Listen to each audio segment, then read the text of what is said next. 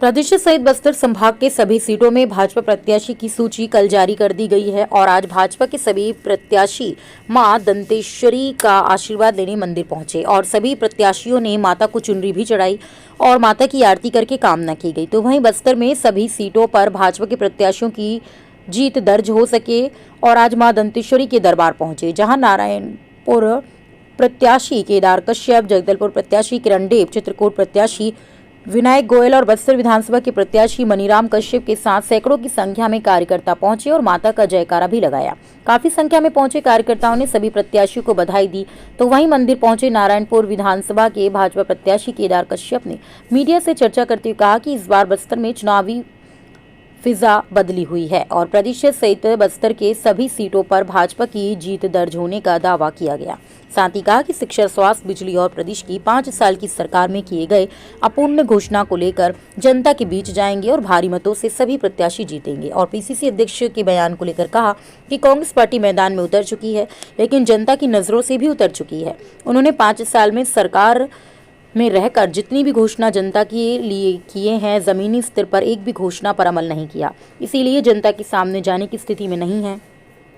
जनता अब इन्हें जान चुकी है और समझ चुकी है। पीसीसी अध्यक्ष अभी जनता का सामना करने की स्थिति में नहीं है और वे खुद अपनी टिकट बचाने में लगे हैं। जगदलपुर से ब्यूरो चीफ अनिल राव की।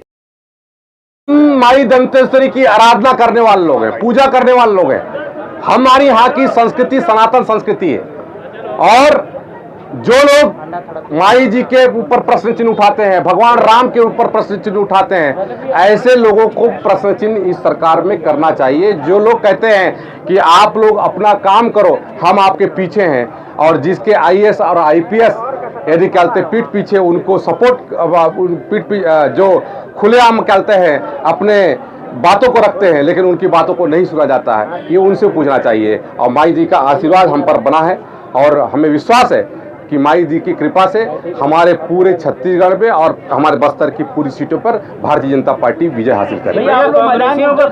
देखिए, कांग्रेस पार्टी उतर चुकी है, लेकिन किस तरीके से नजरों से उतर गई है ये तो पूरी जनता ने देखा।